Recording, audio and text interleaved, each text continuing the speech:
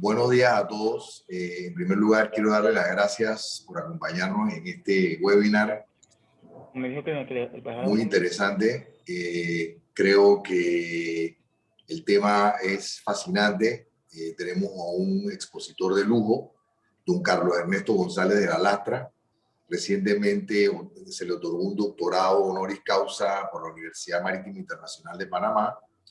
Además, fue el nervio motor detrás de la revisión y aprobación final de la Estrategia Marítima Nacional de Panamá y apoyó en la concretización de la Universidad Marítima Internacional de Panamá.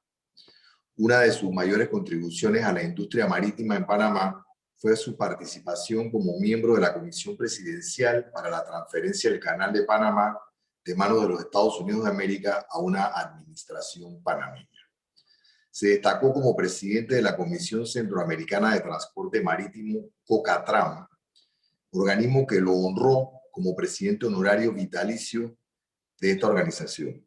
Fue asesor de la Autoridad de la Región Interoceánica, investigador asociado del Instituto del Canal y Estudios Internacionales de la Universidad de Panamá, director de la Marina Mercante de Panamá y secretario general de la Autoridad Marítima de Panamá.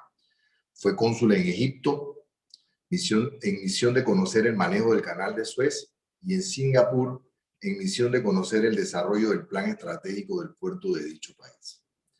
Además de ser uno de los principales promotores del cambio constitucional que creó la Autoridad del Canal de Panamá en el año de 1994, de la Lastra impulsó la discusión y eventual adopción de la Ley General de Puertos, la Ley General de Marina Mercante, la modernización del libro segundo del Código de Comercio sobre actividades marítimas, la ley que actualiza la Estrategia Marítima de Panamá y la ley que creó la Autoridad Marítima de Panamá. Fue director editorial del periódico El Universal y del diario La Prensa.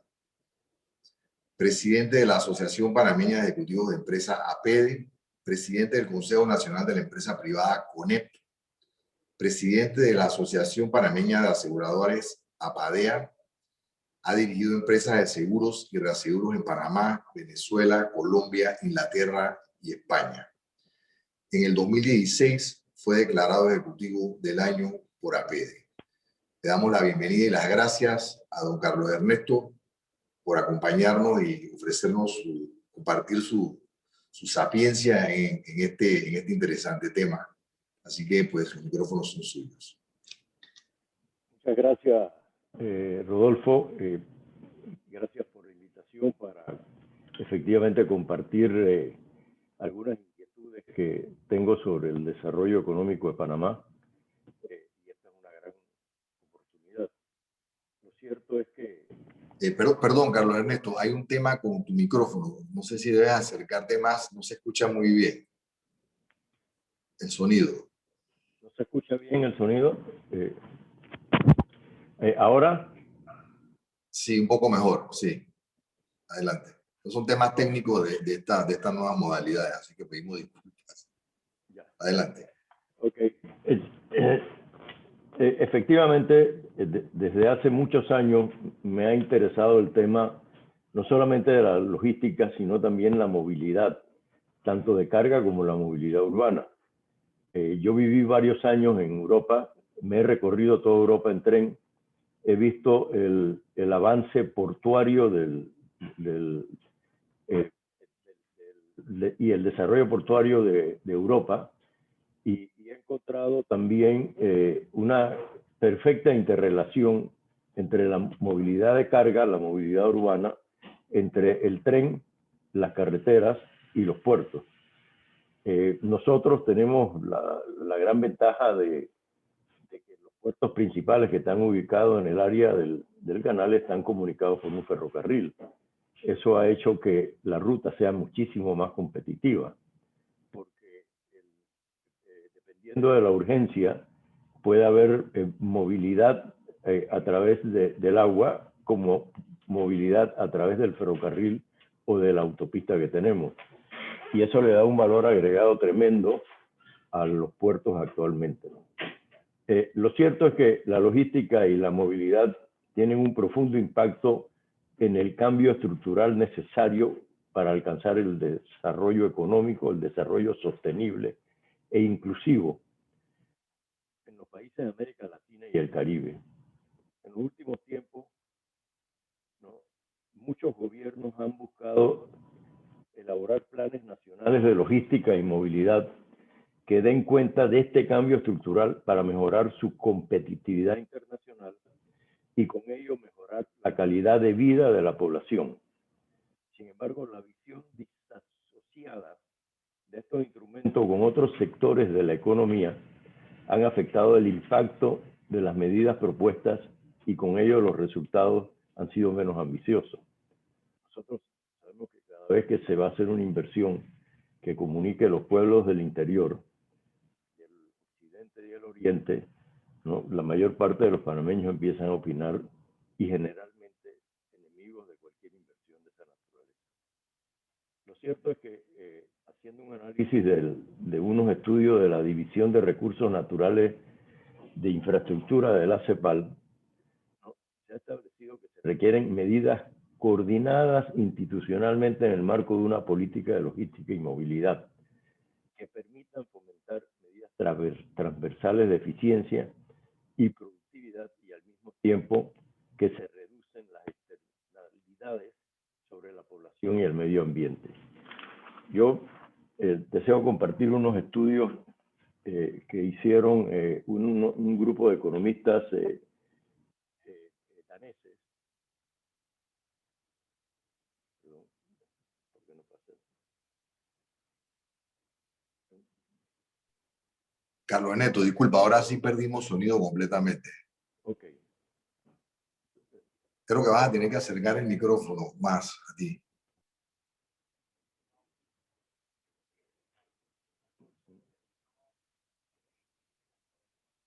Okay. Bueno, la agenda que quiero discutir con ustedes es, por ejemplo, si es conveniente el tren, si es conveniente una red de carreteras, si hacer este tipo de inversión y infraestructura será generador de riqueza, que si este podría ser un proyecto autosostenible, un poco de los orígenes de estos proyectos, descripción del proyecto y unas conclusiones. Dando al punto si es conveniente, yo quiero que ustedes vean con detenimiento este mapa y la conectividad terrestre. Esto se hizo hace más de 1000 años. Fueron las calzadas romanas, que era un imperio donde iba conquistando tierra, inmediatamente iba haciendo carreteras y puentes, inclusive silos para poder tener permanentemente comida para sus ejércitos. Si usted ve en el mapa de Europa, Inglaterra, toda la Europa central, el norte de África y el Medio Oriente tuvieron una cantidad de calzada que le dieron vida y progreso a muchas ciudades, ¿no? Este grupo de economistas daneses comparó el mapa de los antiguos caminos romanos con otros más modernos para medir qué tanto esa infraestructura contribuyó al desarrollo económico de la actualidad. Yo creo que las conclusiones pueden dejar varias lecciones que nos servirían a todos nosotros. Esto fue las ciudades romanas vistas desde el espacio, ¿no? Para los economistas la relación es clara, ¿no? A mayor luz, mayor progreso económico, ¿no? Y para robustecer su análisis tomaron estadísticas actuales de población, densidad de vías y actividad económica. El resultado del desarrollo económico fue claro. Los lugares con más caminos durante el Imperio Romano tienden a coincidir con aquellos que hoy tienen más vías, más gente y mayor desarrollo económico. Así los investigadores concluyeron que el desarrollo que tiene hoy importantes centros urbanos en Europa se debe a la persistencia de una notable infraestructura de redes de carreteras y de trenes. Aquí tengo el mapa de ferrocarriles hechas encima de las redes de calzada por los romanos. Como ustedes pueden observar, en el caso de Europa, esa conectividad terrestre ha permitido que el continente europeo siempre esté a la avanzada, no solamente de la parte económica del mundo, sino de la parte tecnológica. Es increíble cómo está Panamá. O sea, cuando miramos a Panamá, tenemos una carretera panamericana que el 50% está colapsada. No tenemos nada hacia el occidente, no nos comunicamos con Sudamérica y hemos efectivamente descuidado el Caribe. O sea, hicimos un puente sobre el canal para ir a ningún lado. Y la posibilidad de desarrollo del Caribe, no solamente por el turismo, sino por la agricultura, por la atracción inclusive de industrias agroindustriales, es extraordinaria. Sin embargo, no existe conectividad. El Caribe panameño es mucho, mucho más bello que cualquier isla del Caribe. ¿No? Pero, ¿qué es lo que sucede? Que efectivamente la falta de conectividad hace que no desarrollemos regiones como la del Caribe, que no mejoremos la calidad de las ciudades del interior de la República, y sobre todo la falta de conectividad con Sudamérica es una de las cosas más extrañas que sucede en el país. Somos Colombia y Panamá los únicos dos países en el mundo que tienen fronteras comunes pero no tienen fronteras formales. O sea, países con conflicto bélico, Corea del Norte, Corea del Sur, tienen fronteras formales. Nosotros no tenemos comunicación terrestre con Sudamérica, la tenemos con Centroamérica, cuando la actividad económica y la cercanía a los puertos del canal, por ejemplo, en las ciudades centrales de Colombia, es mucho más corto el espacio y mucho más rápido llevar una carga a los puertos panameños que llevarlo a Cartagena o Buenaventura. Obviamente que ha habido una falta de visión, y lo cierto es que en el caso de Darién, lamentablemente, es un caso que es preocupante, porque Darién no tiene presencia del Estado, y los bosques, ¿no?, se han ido reduciendo. Nada más hay que ir al puerto de Balboa y ver los contenedores que llegan con tucas para ser exportados sobre todo a la India. La única presencia del Estado que hay en Darién es el Senafrón, que es una división de la Policía Nacional completamente militarizada. Ellos son la ley y el orden. Pero una sensación de progreso e integración nunca ha estado en la mente de los panameños. Muchos dicen que es que vamos a ser invadidos por los colombianos si abrimos una carretera. Cuando se hizo el programa Crisol de razas, le pregunté al director de inmigración de la época que cuántos de los colombianos que estaban solicitando la residencia habían venido por la frontera con Colombia. Dice, ninguno. ¿Cómo van a venir si hay 30 vuelos diarios? Estoy hablando antes de la pandemia, 30 vuelos diarios de Colombia a Panamá. Entonces, hay una serie de cosas que nos decimos y nos queremos convencer. Y lo cierto es que hay un estudio de un panameño que tomó un doctorado en Alemania sobre qué impacto tendría a la economía panameña la conectividad terrestre con Sudamérica, ya fuera terrestre o ferroviaria. Y la conclusión, después de hacer una serie de análisis y logaritmos, era de que el PIB de Panamá crecería entre 8 y 9%. O sea, que una posibilidad de crecimiento lo dejamos a un lado por una concepción equivocada de que el ser humano no puede convivir con la naturaleza, ¿no? Y este es el problema serio que tenemos en Panamá, ¿no? La ciudad de Panamá y Colón representan el 22% de la superficie del país, tienen el 60% de la población y producen el 85%, 84.8, 85% del PIB. El resto de las 10 provincias y las 5 comarcas, ¿no?, que tienen el 78% de la superficie nacional y solamente el 40% de la población, produce nada más el 15%. O sea, ahí viene el problema de las enormes desigualdades que tenemos nosotros los panameños en nuestra sociedad y que siempre salimos con una mala calificación. Pero miren ustedes este mapa. Estos son los bolsones de pobreza. Perdón, Carlos Ernesto, de nuevo, estamos recibiendo bastantes señalamientos y yo lo estoy escuchando también de tu sonido. De repente se va completamente, regresa muy bajo. No sé si el micrófono lo tienes muy lejos o si estás usando tu teléfono, pero hay un tema de sonido. Ok, estoy usando un sistema, pero bueno, lo voy a eliminar ahora mismo. Si puedes ponerte el micrófono mejor, cerca sería perfecto, porque es muy interesante el tema y no se está apreciando bien. Pedimos disculpas a la audiencia por la situación técnica, ya se debe estar resolviendo. ¿Así?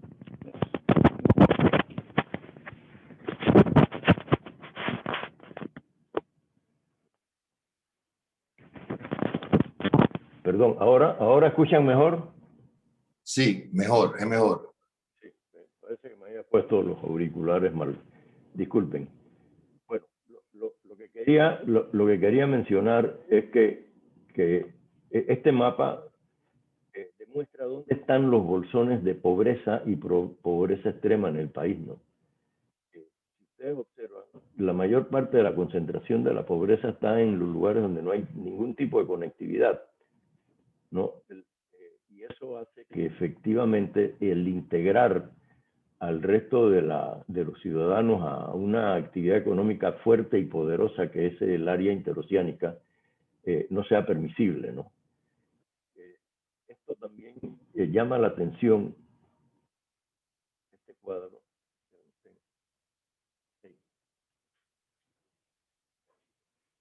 El siguiente cuadro que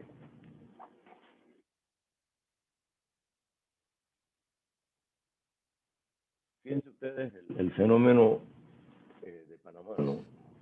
Tienes puestos los iPods, los iPhones, sí, se deben estar descargando porque el sonido es muy malo. Si tienes uno inalámbrico sería fantástico. Okay. Bueno, entonces, puede que se estén descargando, por eso que no se escucha. Ok, un momentito, pues déjame ponerlos a cargar enseguida. O si puedes poner uno de cable, si tienes uno de cable, esos comunes, resolvería el problema de una vez. Ok, mira, déjame usar ¿cómo se llama? El micrófono de la computadora, un momentito. Déjame salir de aquí. El micrófono de la laptop, por ahí nos recomiendan que puede funcionar también. Ahora estoy usando el de la computadora.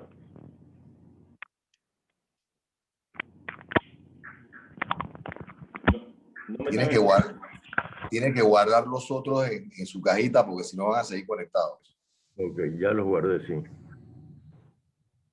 Ok. Sí. Un momento. A ver, sigamos para ver si puede escuchar mejor. ¿Ahora? Ahora pareciera que mejor, sí. Veamos.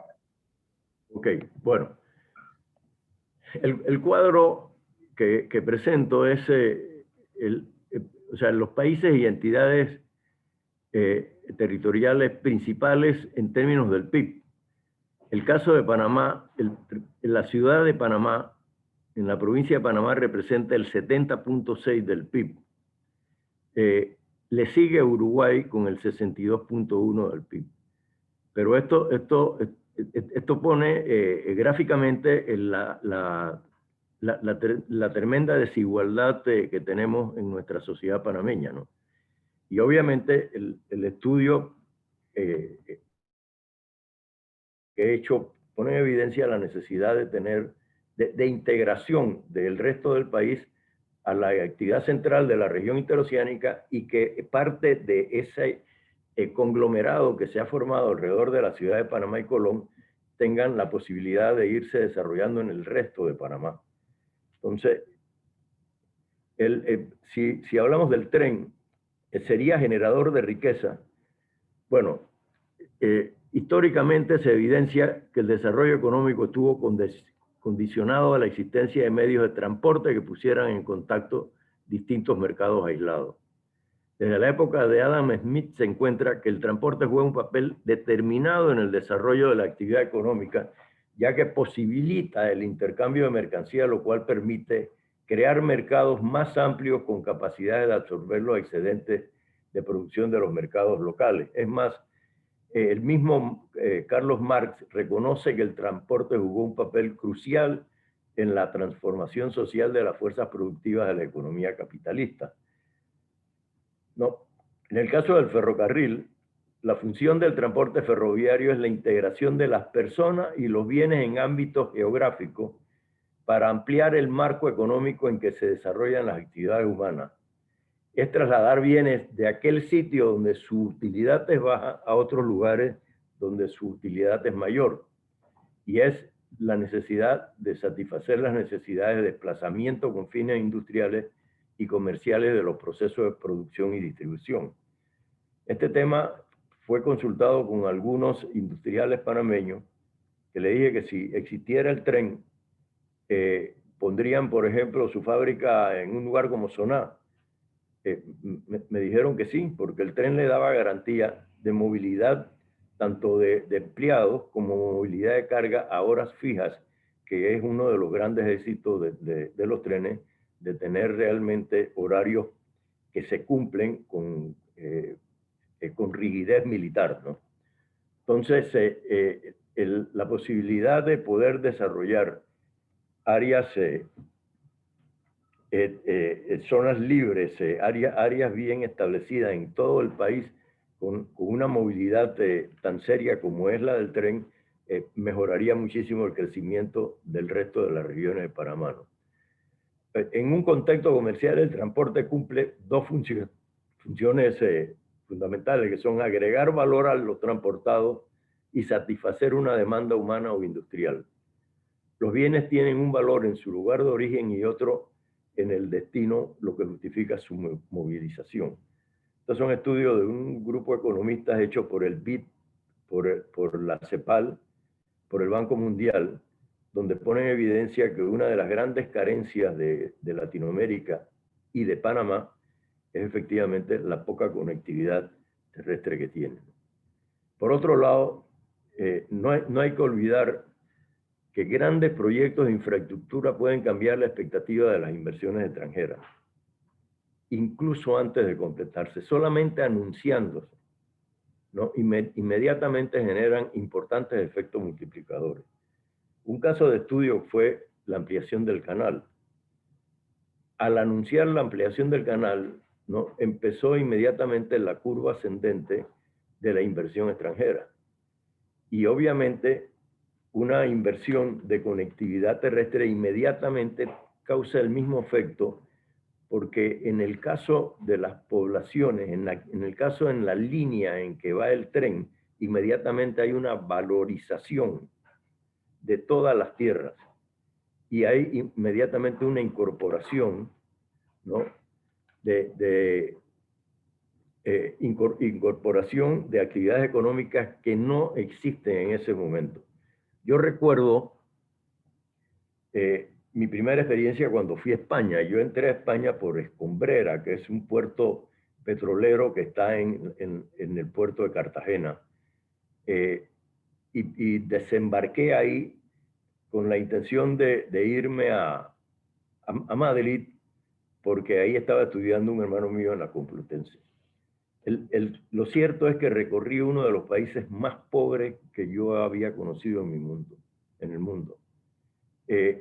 Poblaciones completamente periclitadas de la actividad económica, las carreteras malísimas, ¿no? Casi ninguna conectividad ferroviaria.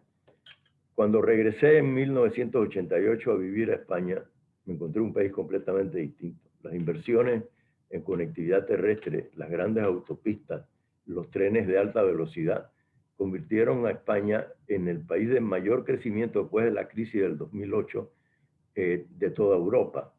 Y fue exactamente el efecto de inversiones en infraestructura, que tuvieron enormes impactos en el crecimiento económico, ¿no?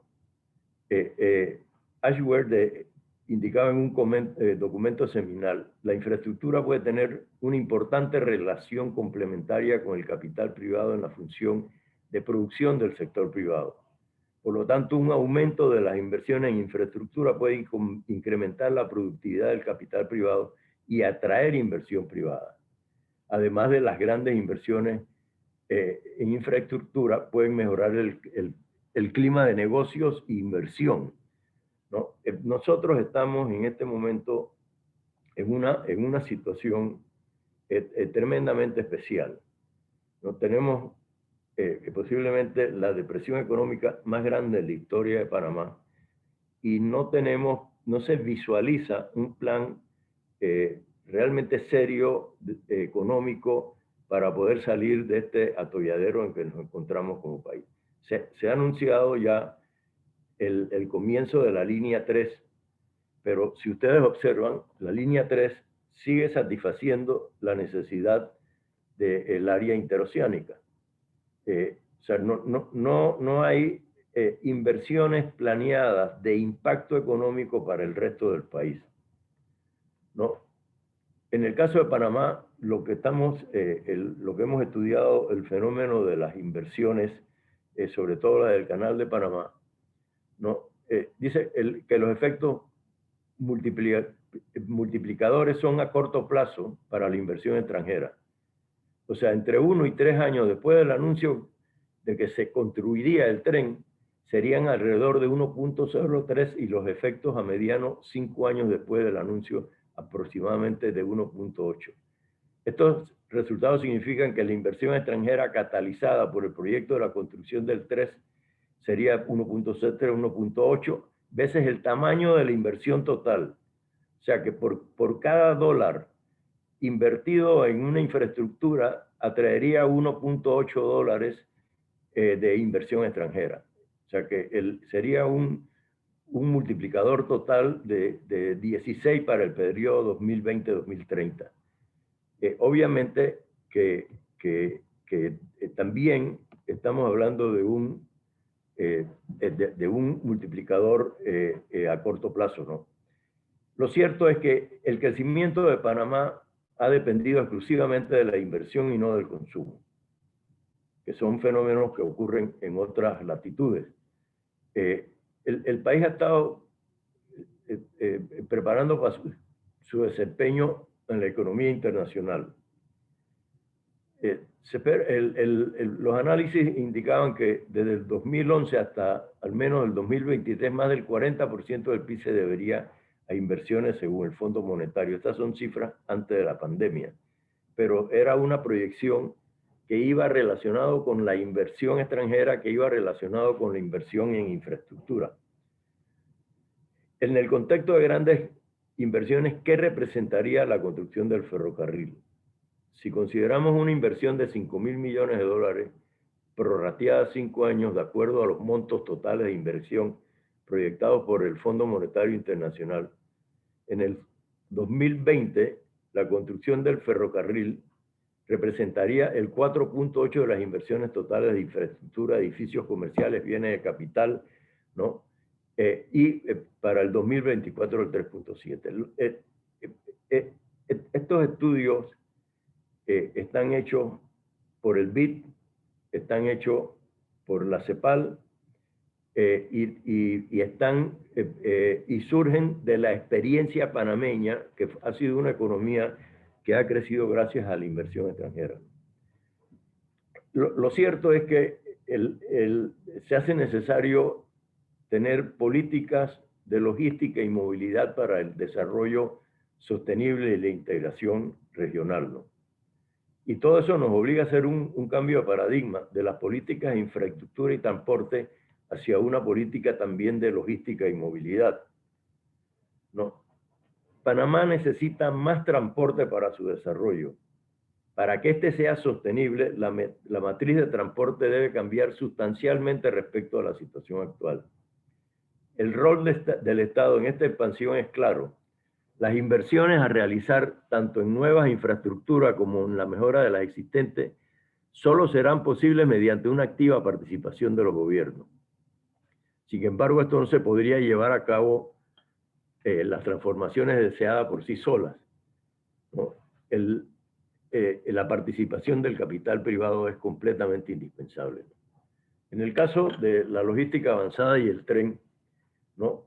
Lo cierto es que en el último tiempo numerosos gobiernos e instituciones han devuelto la importancia al transporte ferroviario y a los costos logísticos como elementos centrales de la competitividad nacional. Y esto se debe básicamente que en el caso de la movilidad urbana, las ciudades han crecido, las barriadas, los centros de la población se expanden y se requiere un proceso de movilidad masiva mucho más importante.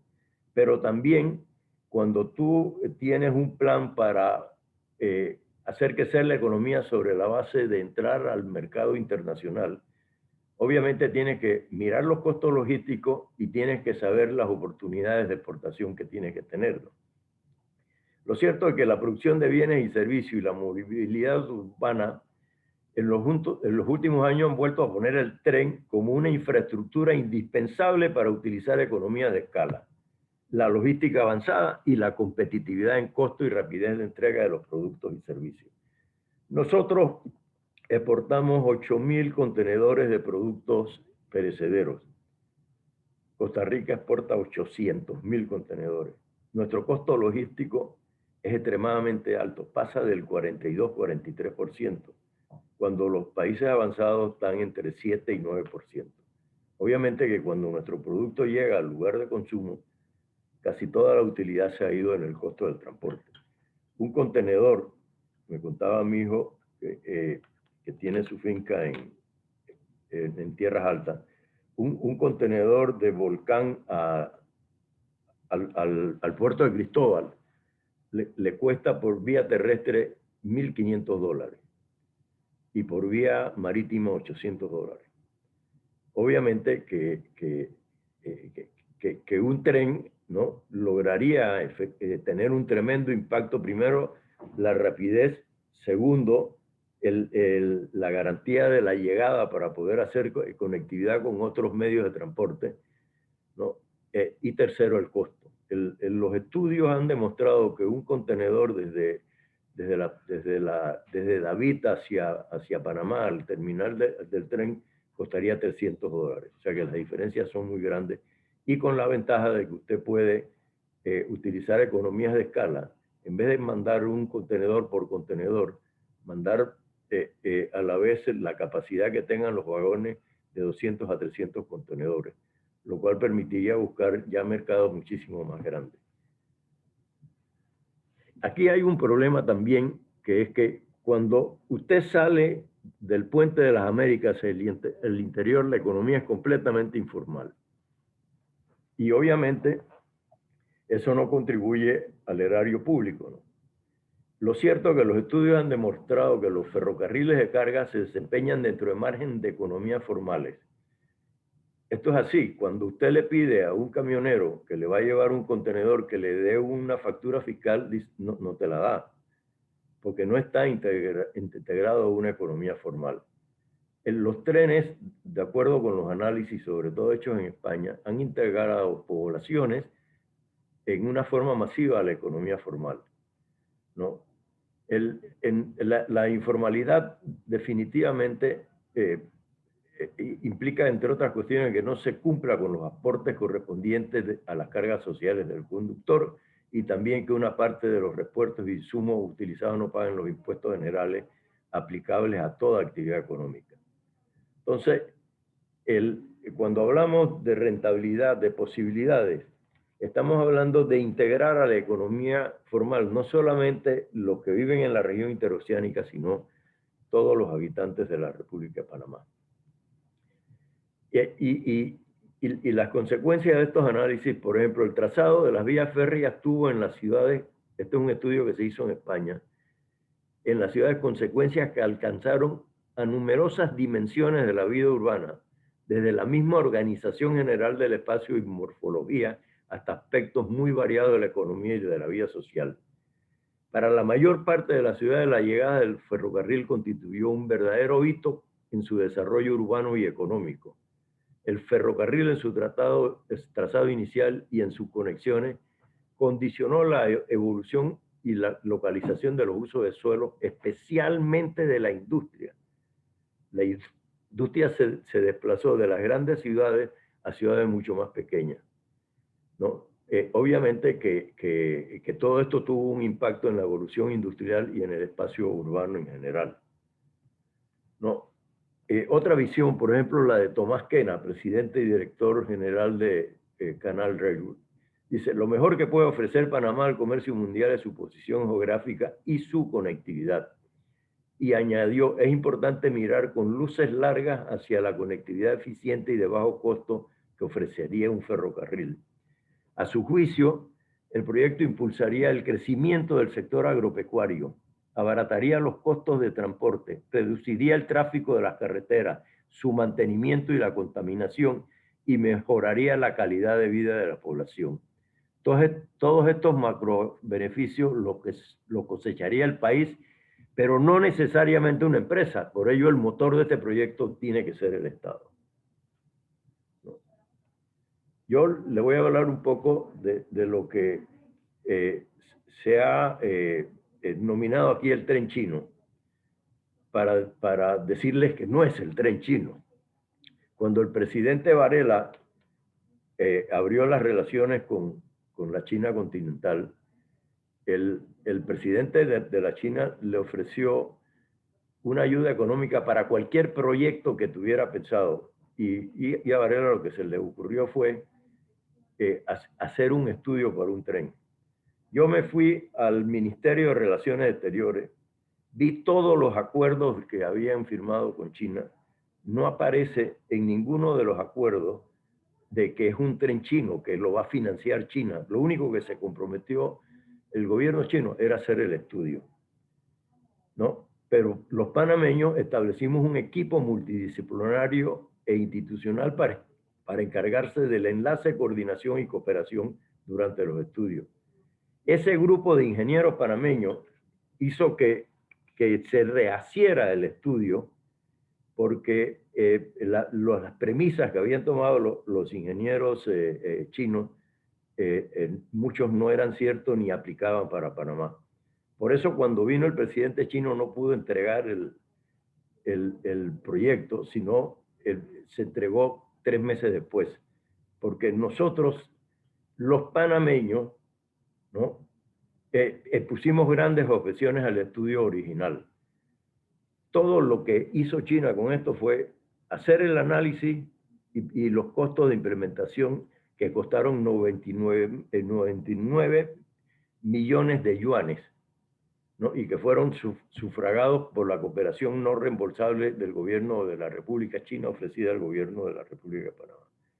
O sea que si nosotros hacemos un tren, el tren será un tren absolutamente panameño y la financiación será buscada por nosotros los panameños. Y eso lo sabemos hacer porque lo hemos demostrado cómo se consiguió una financiación tremendamente económica para la ampliación del Canal de Panamá. Esta fue la comisión que nombró el gobierno en ese tiempo. No voy a entrar en muchos detalles, pero obviamente estaban representadas las entidades del gobierno más significativas para este tipo de proyectos. Y esta es la empresa privada que trabajó en conjunto con las entidades del gobierno para hacer estudios, ¿no? De modelos económicos, mediciones, ingeniería avanzada. O sea que participó empresas de la empresa privada panameña. Lo cierto es que la contribución de los trenes a la sociedad, ¿no? Reduce los accidentes en la vía terrestre, ahorros en el tiempo de traslado de un punto a otro, mejoras de la rentabilidad del tiempo en general, mejora en los costos de operadores de vehículos terrestres, evita el deterioro de la red de carreteras, mejora el medio ambiente, control de emisiones de carbono o gas invernadero y crea una inclusión social.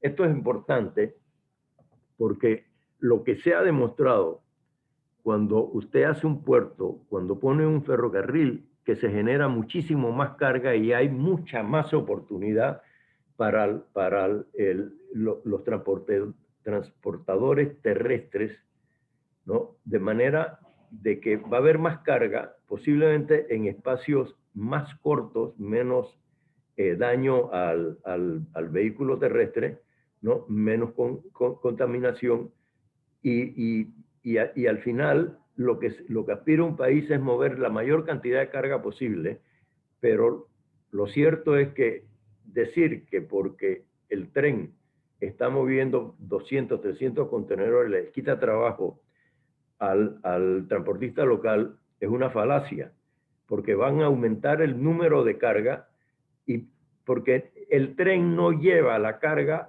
a su destino final, la lleva el vehículo terrestre.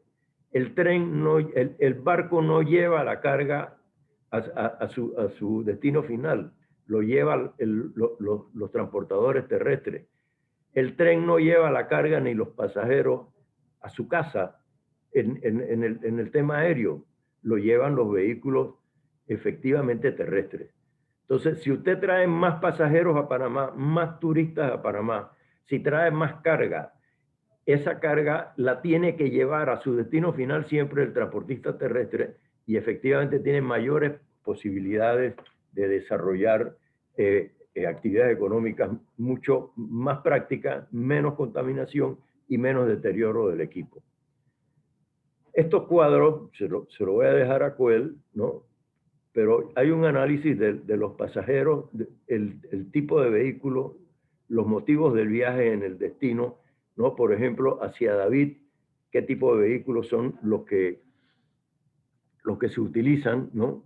Los autos, los bienes, los camiones, ¿no? La demografía, el impacto que tiene, efectivamente, por qué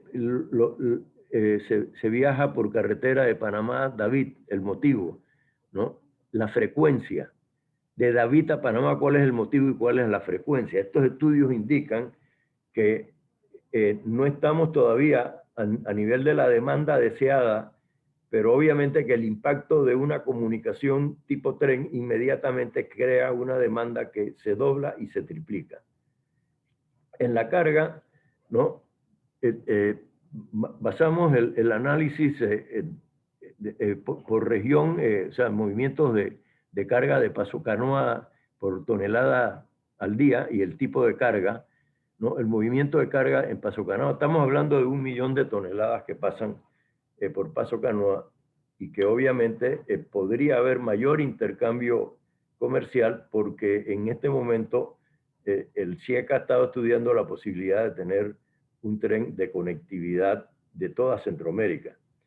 Ese estudio, ¿no? Sería de 1.800 kilómetros y la fase 1 es simplemente agarrar las vías de tren que existían en Centroamérica y que fueron desplazadas cuando efectivamente no ofrecían ventaja competitiva como ahora ofrecen la ventaja competitiva. O sea que el primer proyecto es rehacer las vías. Ya Costa Rica está rehaciendo todas las vías de sus trenes, ¿no?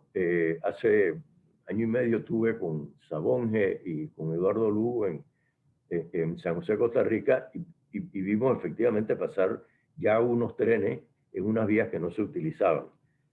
Esto es importante porque el país que se vaya preparando más rápidamente para esto tendrá el mayor manejo de carga posible, ¿no? Ahora, la plataforma logística no se fortalece si no tenemos una comunicación terrestre o ferroviaria con Sudamérica. Lo cierto es que el no tenerla está incentivando grandes inversiones de infraestructura en Colombia para poder ser competitivo. Hace unos meses atrás se inauguró un túnel que lleva, que ahorra casi 8 o 9 horas una carga que salga de Bogotá hacia Buenaventura. Sin embargo, de Bogotá la carga a nuestros puertos sería más corto y con una geografía menos accidentada como la que tiene Colombia. Y lo mismo a Cartagena, de Medellín a Cartagena. Son oportunidades, pero además la integración posible de otra carga que no solamente sea la colombiana, sino la de parte de Sudamérica. Esto es indispensable dentro del concepto como la segunda etapa del desarrollo del tren, ¿no? Aquí tenemos lo que está realmente sucediendo en Darién hay devastación, una deforestación de los bosques de Darién. Si ustedes entran a Google y ponen deforestación de bosque de Darién, se van a encontrar cientos de fotos de cómo se están devastando porque hay un concepto equivocado, ¿no? Pensamos que si no nos acercamos, no podemos defender los bosques. Y eso ha hecho que no exista presencia del Estado en una parte importantísima de Panamá, que es la provincia de Darién. Todas las fronteras son ricas. Quítele usted a la provincia de Chiriquí la frontera de Paso Canoa para que vea el tremendo deterioro económico que sufre inmediatamente, ¿no? Entonces, nosotros estamos perdiendo oportunidades que deben ser parte de una verdadera política de desarrollo nacional, ¿no? El proyecto, tal como lo presentaron ingenieros chinos y ingenieros panameños, agarra una velocidad que va de entre 160 y 200 kilómetros hora, ¿no? Serían dos tipos de trenes de carga y de pasajeros. El alineamiento enlazaría zonas urbanas de potencial crecimiento. Enlazaría los puntos estratégicos de manejo de carga, ¿no? Está diseñado para recorrer zonas con menos impacto ecológico, ¿no?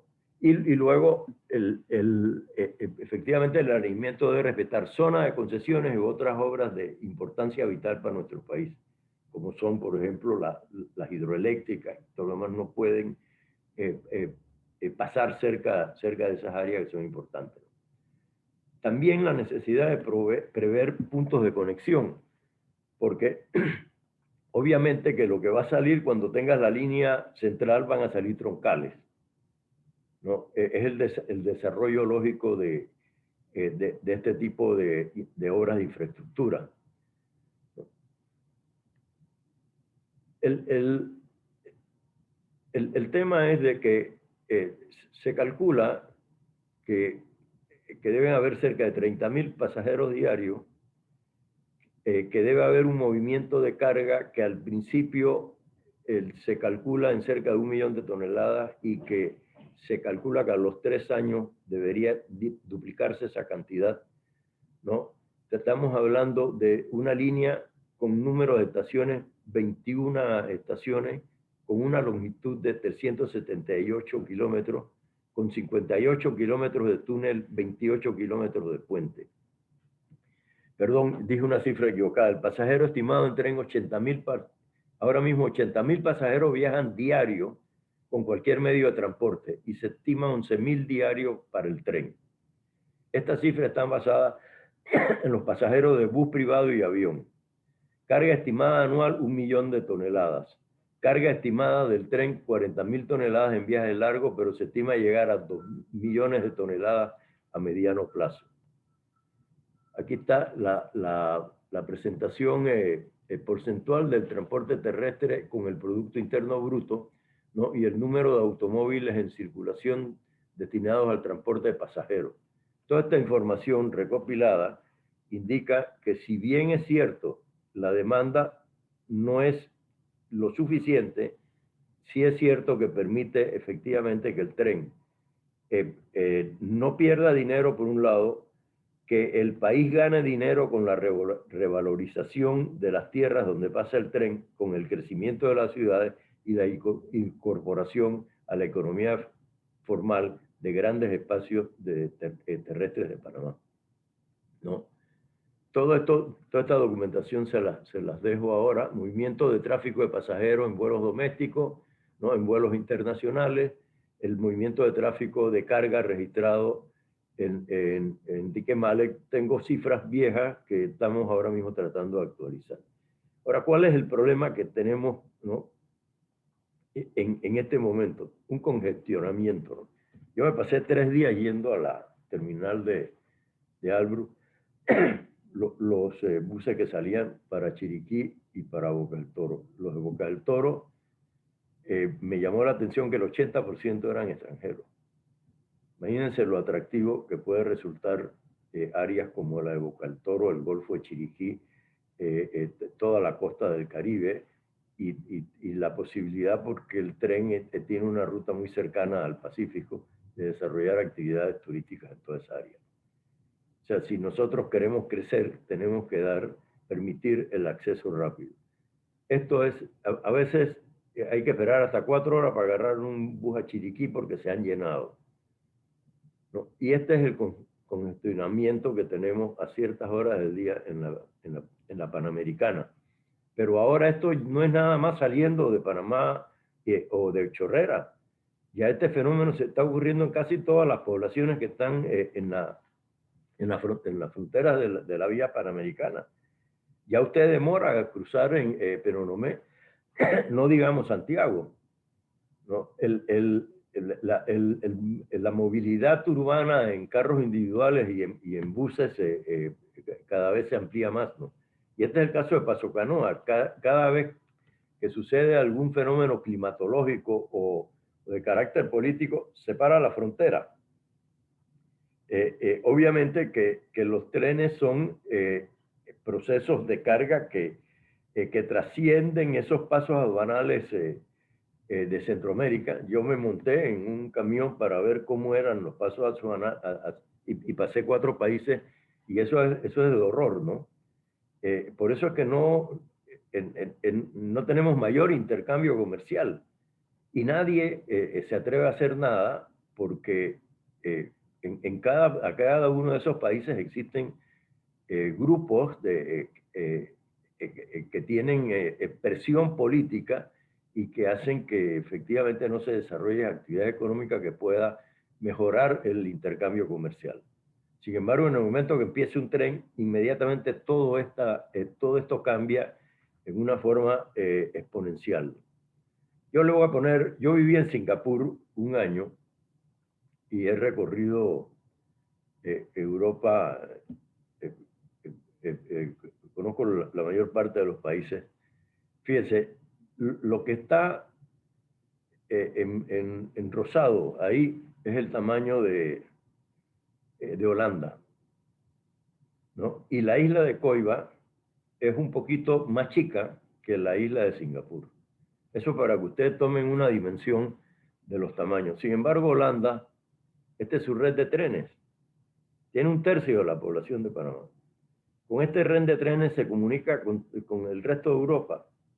Pero la movilidad urbana y la movilidad de carga y la capacidad de poder conectar con lo que es similar al canal de Panamá, que es el puerto de Rotterdam, es efectivamente la conectividad existente, ¿no? Esto es Holanda con su conectividad terrestre y con conectividad ferroviaria. Y este es el puerto de Rotterdam. Fíjense ustedes cómo el puerto de Rotterdam ha ido creciendo en el transcurso del tiempo y la distancia. La primera vez que yo fui al puerto de Rotterdam fue en el año 65. Y fui por una curiosidad, vivía en Egipto y yendo a Alejandría me encontré grandes siembras de cebolla y pregunté, bueno, ¿dónde venden esta cebolla? Y la respuesta fue inmediatamente Rotterdam, ¿no? Fue inmediatamente Rotterdam y me llamó la atención, ¿no? Yo fui a conocer el puerto y me di cuenta que ellos en una forma incipiente se estaban convirtiendo en un centro de mercancía perecedera, ¿no? Rotterdam tiene la ventaja que se comunica a través del Rin con el centro de Europa y con la conexión con el río Main llega hasta el Danubio, ¿no? Es un puerto con conexión acuática importante a través de esos ríos. Pero fíjense ustedes, caben 2 puertos de Rotterdam en el canal de Panamá. Nosotros desperdiciamos el canal de Panamá.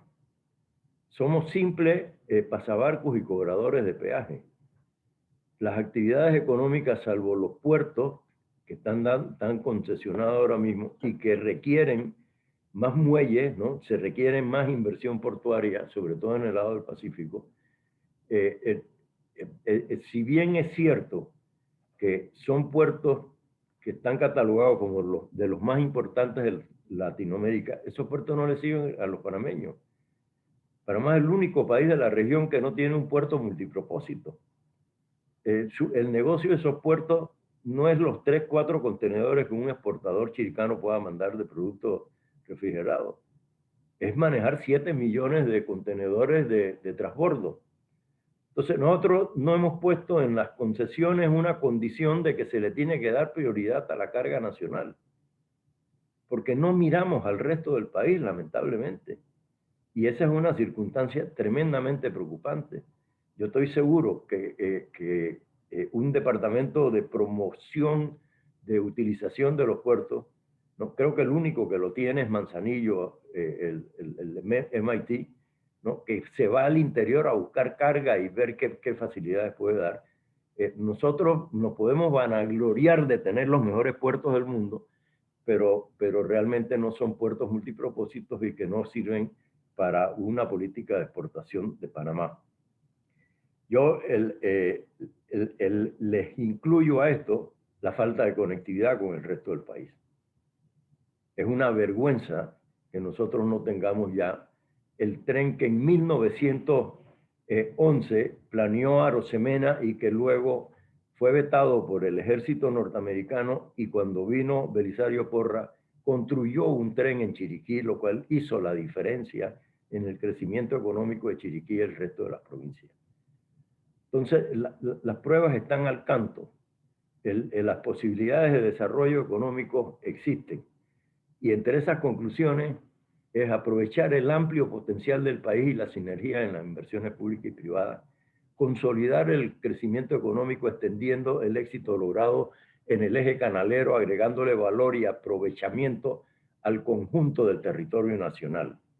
Existe un potencial productivo, agropecuario, turístico y logístico en el interior del país y en la costa pacífica y atlántica.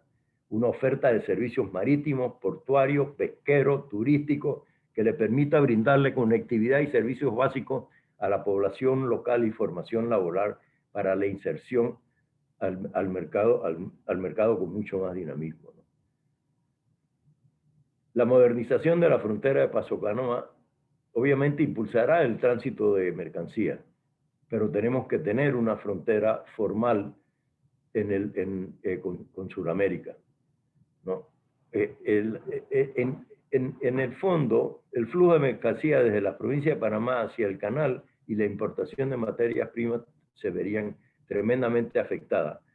Y nosotros, al crear un hub de alimentos, estaríamos tratando de igualar el ser un centro de productos perecederos como el que existe en Rotterdam, con una ventaja sobre Rotterdam. Nosotros estamos en el centro de dos ambientes climáticos distintos.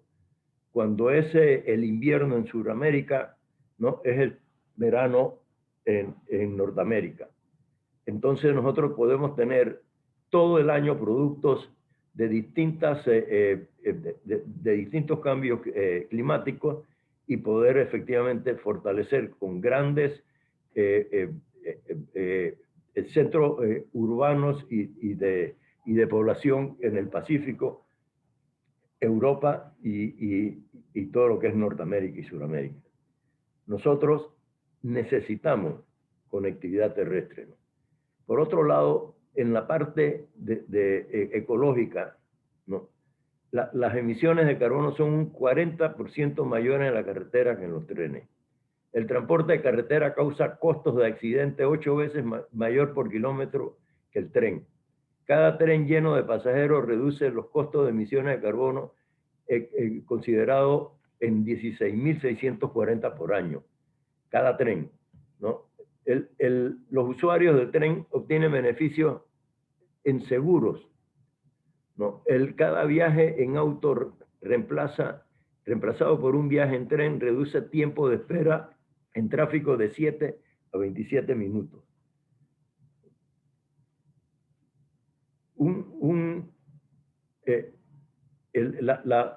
La evolución de las redes ferroviarias han experimentado en los últimos años un gran desarrollo debido a importantes cambios que han producido en la industria del comercio y la movilidad.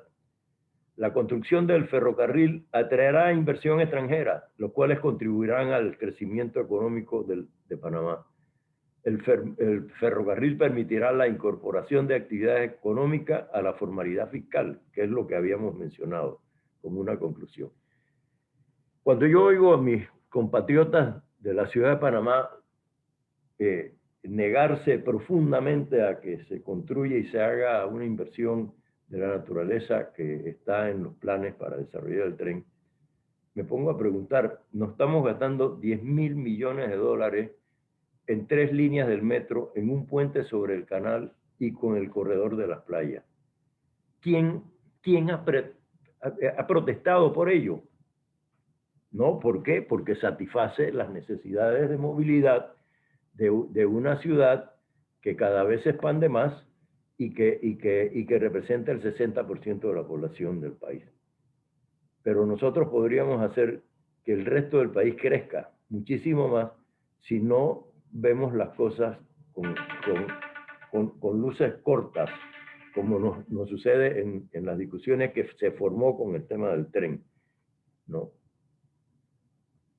Yo termino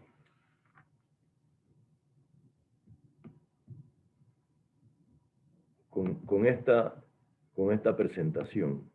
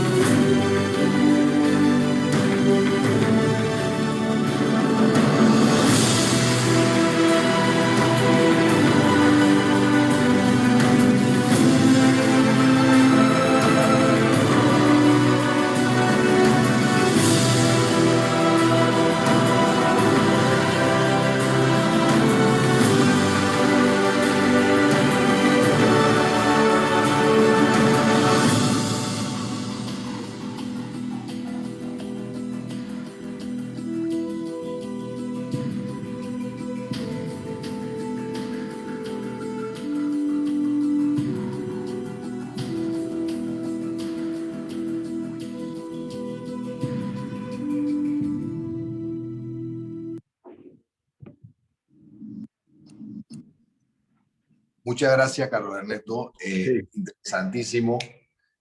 Hay una pregunta que sí es interesante, a ver si la podríamos tocar. Hay alguien que pregunta por qué no se hace una vía de ferrocarril de Chiriquí a Bocas del Toro. Yo imagino que ahí está el reto de la cordillera, ¿no? No, se puede hacer. Sí. Hoy por hoy se construye con mucha facilidad los túneles.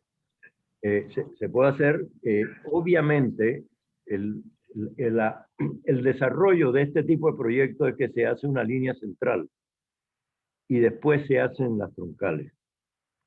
O sea, por ejemplo, tendría que haber una troncal hasta Las Tablas, por ejemplo, ¿no? Una troncal hasta Bocas del Toro.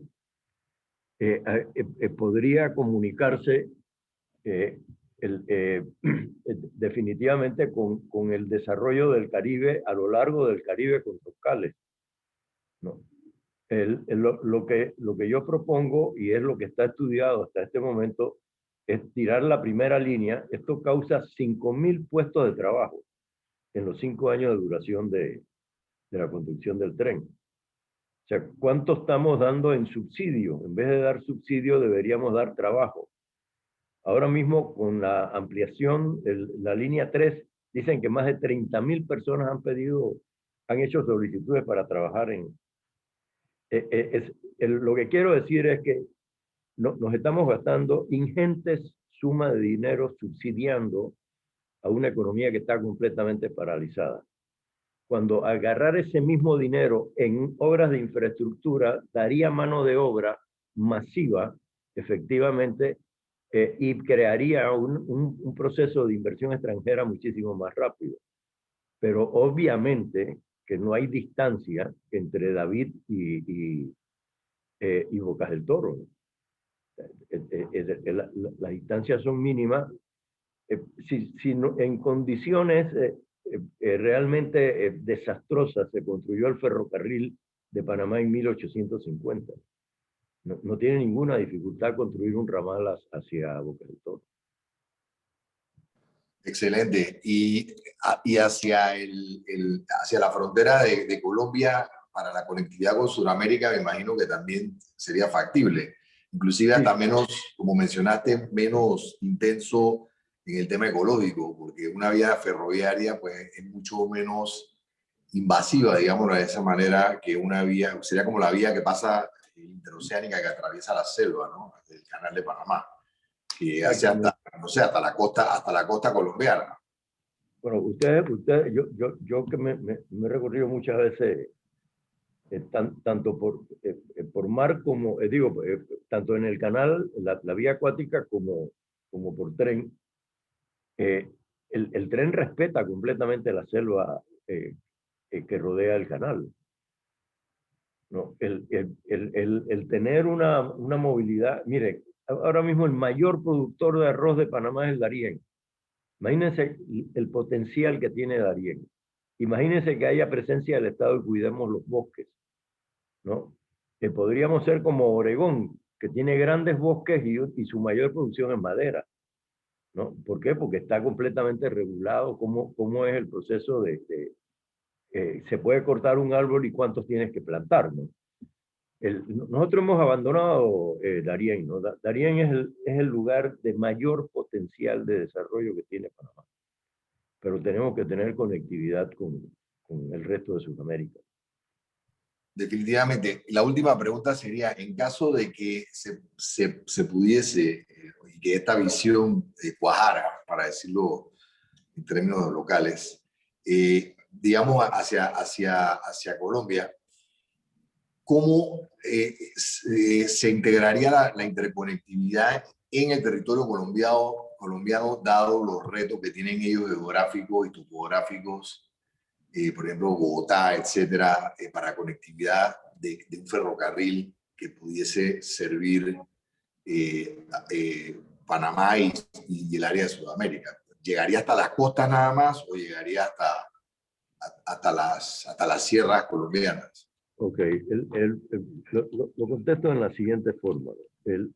Colombia está muy cerca de la frontera con Panamá en la construcción de la carretera. Y a Panamá le faltan 80 kilómetros de carretera para unirse con la frontera. O sea que no estamos hablando de muchas distancias. El tema es el tren. O sea, aquí han venido todos los presidentes de Colombia a pedir que nos conectemos con Sudamérica. Y la respuesta de Panamá ha sido no. Y ha sido no en una forma que ha obligado a Colombia a mejorar todas sus vías terrestres para tener accesos al mar y a su exportación. Pero en el momento en que se produce un anuncio de que se va a hacer una inversión de esa naturaleza, no se puede producir nada más en forma unilateral. Las fronteras son dos países, entonces tiene que haber acuerdo. El acuerdo con Costa Rica demoró muchos años para poder mejorar el sistema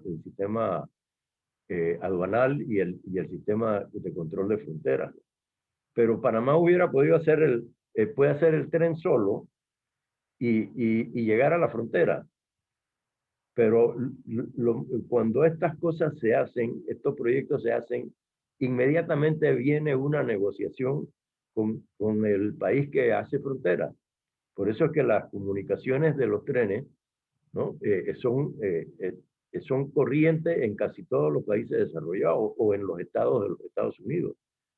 O sea que el proceso requiere de un análisis de la inversión, pero requiere también de una política de expansión del comercio y una política de relaciones exteriores de trato de las fronteras.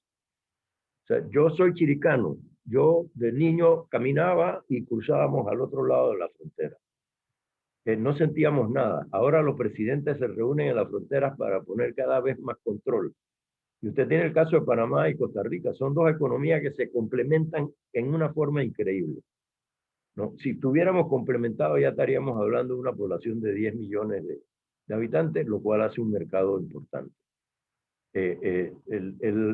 Nosotros tenemos facilidades que Costa Rica no tiene y Costa Rica tiene facilidades sobre todo de carácter institucional que nosotros no tenemos. Pero no, vivimos de espalda a nuestras fronteras. Si no existiera el mar, seríamos el país más reducido a una población pequeña porque no miramos hacia afuera. ¿No? El mismo mar, nosotros no tenemos, en el mar no hay que hacer carreteras, ni túneles, ni nada. Y no hemos desarrollado realmente una navegación de corta distancia. Y parte del problema es que no existen puertos multipropósitos. Y en eso nos lleva a la delantera Centroamérica, 49 puertos multipropósitos, y por eso que sus exportaciones son 1000 veces más altas que las de Panamá.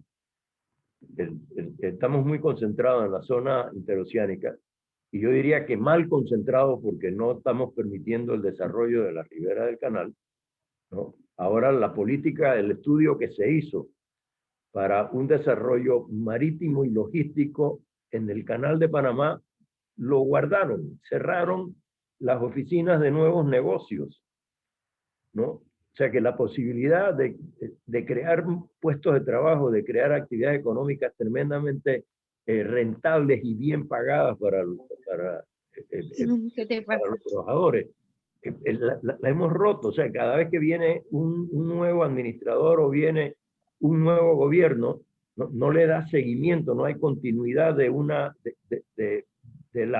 de que Panamá tenga realmente un destino manifiesto y que todo el mundo, todos los panameños nos pongamos de acuerdo. Eso está muy claro, Carlos Renato. Y bueno, los planteamientos que has hecho, pues creo que pueden ser de alguna manera un incentivo para nuestros dirigentes en buscar y verlos con más cuidado para en efecto considerarlos para fórmulas de resolver la crisis espantosa económica en la que estamos sumidos y en la que todavía no hemos realizado su gravedad. Yo espero que los que están escuchando aquí puedan transmitir este mensaje. Este webinar ha sido grabado y estará próximamente en la página de Coel. Hay una última pregunta que nos hacen, si me permites. Sí. Nos preguntan si existe algún estimado de flujo de costos de costos y beneficios de un proyecto como este y la tasa de retorno, ¿no? Aproximadamente. Y si sería una sola pregunta con varios aspectos. Y si es un proyecto puramente nacional, financiamiento y ejecución. Sí, primero que este es el momento, no estamos endeudando, pero para gastar plata, no para hacer nada productivo, ¿no? Este es el momento en que se consigue realmente el financiamiento a costos bajísimos. En Europa están a menos cero, o sea que están por financiarte, te dan, te cobran menos 1%, por ejemplo, de intereses. Entonces, este es un buen momento, no para seguir gastando dinero. Esto es inconcebible. La planilla del Estado ha crecido en época de pandemia. Esto es una irresponsabilidad completamente fuera de todo concepto. Cuando hay una crisis de esta naturaleza, el Estado tiene que empezar con austeridad. Sin embargo, aquí ha sucedido exactamente lo contrario. En relación a la pregunta, hay varios aspectos que son importantes. Tendríamos que tomar en consideración el impacto en inversión extranjera que se va a producir. Se calcula que por cada dólar invertido hay una inversión extranjera de 1.8 invertido. O sea que ya ahí hay un diferencial. El otro es un cálculo de carácter tributario. ¿Qué sucede si toda la economía del país entra a la formalidad? ¿No? Que no existe ahora mismo. En el interior nadie paga impuestos. O sea que la actividad económica de la región interoceánica subsidia al resto del país. No están incorporados. Luego hay el efecto que está completamente comprobado de la valorización de las tierras, ¿no? Hay una proyección geométrica de cómo se valoriza la tierra donde pasan las rutas y el impacto que tiene en el crecimiento de las ciudades inmediatamente. Yo tuve oficina en Londres con un socio inglés. Nosotros todos los días viajábamos casi 45 minutos en las afueras de Londres, era donde tenía él su casa y ahí dormíamos.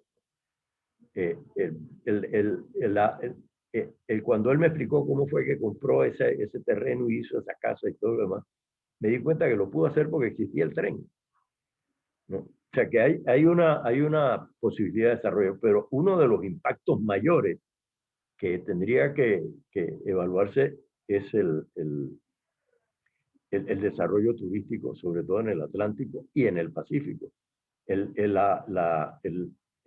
tren pasa cerca de los pequeños puertos que hay en el litoral pacífico, que serían el tremendo atractivo porque solamente recorrer la isla de Coiba, bañarse en esas playas y todo lo demás, atraería muchísima gente y sobre todo la pesca deportiva. Es un área que compite con el área del Darién en pesca deportiva. O sea que habría movimiento de puertos para pesqueros, puertos para pesca deportiva, reparaciones de naves que traen mucha mano de obra. O sea, el tema no es nada más cuánto cuesta y cuánto es la demanda que hay ahora mismo. Ahora mismo no hay demanda porque no existe. La demanda la hemos hablado, 1 millón de toneladas de carga con la posibilidad de subir a 2 millones en los primeros 3 años y 30.000 pasajeros que pueden convertirse, efectivamente por el desarrollo de las ciudades pueden convertirse en muchísimo más. Pero yo sí puedo hablar por mi provincia. El tren traería inmediatamente un turismo que nos hace falta, ¿no? Con un tiquete que está calculado $50 ida y vuelta. ¿no? Eso sería un impacto para mi provincia increíble. Y no hablemos de Boca del Toro. La mayor parte de los turistas que llegan a Boca del Toro vienen de Costa Rica, ¿no? Inclusive los pequeños cruceros que navegan en el Golfo de Chiriquí son ticos y presentan todas esas islas que están en el Golfo de Chiriquí, las presentan como ticas. O sea, nosotros hemos perdido el norte, ¿no? Y parte de eso es que el país no tiene conectividad. Lo cierto es que Panamá es un país lindo. Ahí les enseñé unas fotos del Caribe. ¿Qué isla del Caribe puede competir con nuestro Caribe? Ninguna. La verdad es que a veces, eh, eh, a veces me da tristeza de la poca visión que tenemos nosotros los panameños y el poco amor que tenemos por el país. Y lo mal, el mal enfoque que los políticos panameños le dan a un verdadero plan de desarrollo. Nos queda mucho por hacer. Muchas gracias, Carlos Ernesto. De acuerdo contigo en la mayor parte de las cosas. Yo creo que tenemos una gran labor y yo también soy del pensamiento de que no se le puede dar toda la responsabilidad y esperar todo del gobierno. Yo creo que tenemos que involucrarnos, los ciudadanos, las instituciones privadas, los gremios, como en efecto lo estamos tratando de hacer aquí en este momento. Ojalá que podamos tener otras conversaciones referentes a esto y probablemente buscar posibilidades de levantar interés en estas cosas tan interesantes. Te agradezco muchísimo haber compartido con nosotros a través de COEL tus conocimientos y tus experiencias, y agradezco a todos los participantes su asistencia a este evento. Así que, sin más por el momento, muchas gracias y que tengan todo buen día. Hasta luego. Muchas gracias también por permitirme esta oportunidad. Con mucho gusto. Hasta luego.